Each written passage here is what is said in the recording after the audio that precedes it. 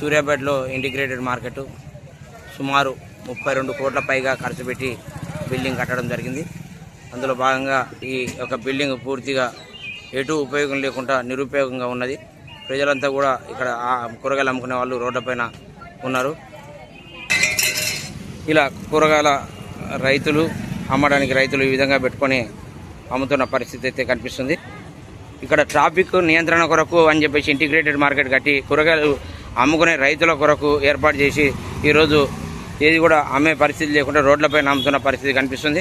Traffic కూడా ఇబ్బంది ఉన్నప్పటికీ కూడా ఎంతోమంది ప్రజలు ఇక్కడ ఇబ్బంది పడుతూ ఉన్నప్పటికీ రైతులు కూడా ఇంకెక్కువ ఇబ్బందులు పడుతున్నారు. అక్కడ ఎటువంటి సౌలభ్యం లేక సౌకర్యం లేక ఇంటిగ్రేటెడ్ మార్కెట్ పూర్తి స్థాయిలో అది మొత్తం సాంఘిక కార్యకలాపాలకు నిలవైంది.